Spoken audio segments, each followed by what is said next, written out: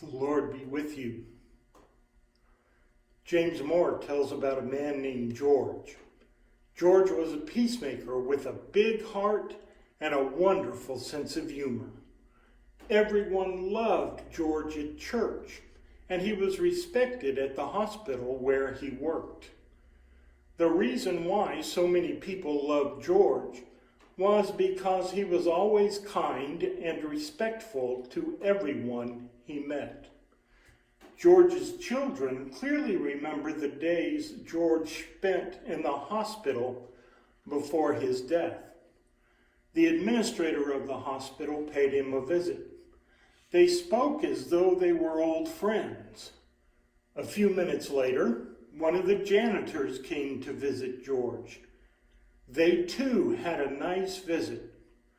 When the janitor left, one of George's children said to him, "Dad, do you realize that you treated the president of the hospital and the janitor just alike?" George smiled, chuckled, and then said, "Let me ask you something.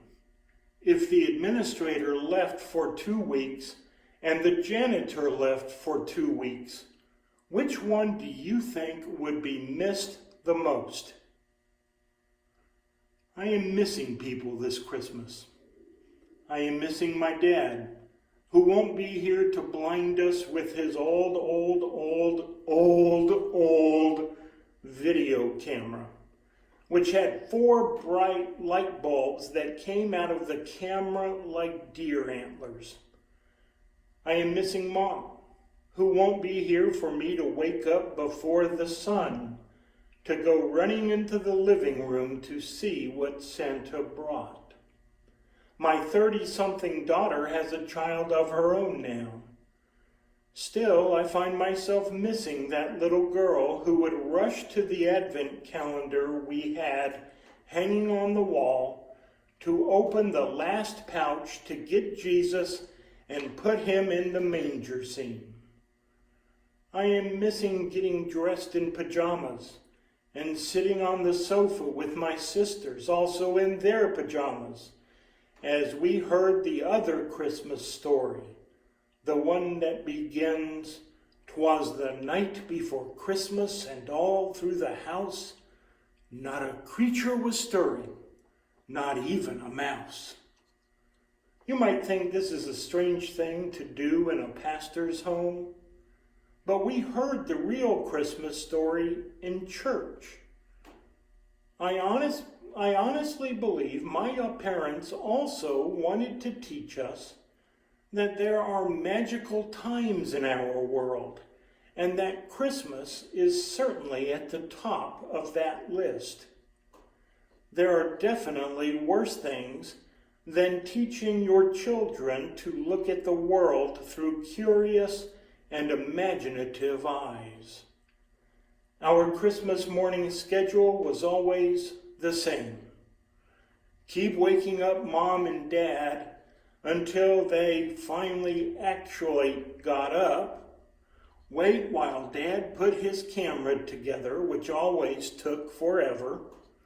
Mom making sure that we were camera ready, and then rush into the living room where we were greeted with wonderful displays of toys and games and clothes. We had to figure out which chair display was for which child. We would play with the toys that clanged and chirped and were banged on until my parents could not take the noise anymore. And then it was time for breakfast. Mom always made an amazing breakfast of buckwheat pancakes, sausage, and all sorts of goodies. We would sit at the table as a family. I know that this is almost a foreign concept in our busy lives anymore, but we did it. Then back to the living room to open presents, handed out by our older sister ever so carefully, and to a young boy like me, ever so tediously, one present at a time.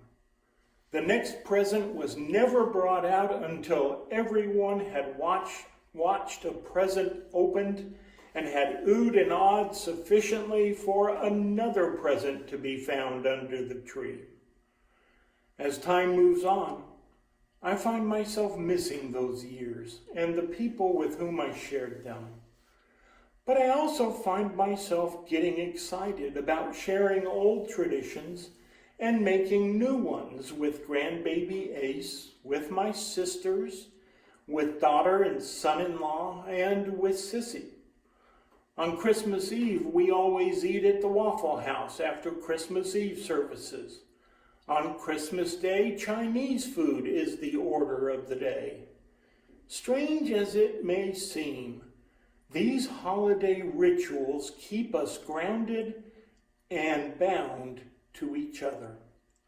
And I can't wait to share them with the next generation of family.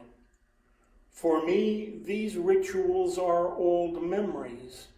For grandson, each of them will be new and joyous. That sounds like a good thing to me. A very good Christmas gift to us all. Amen.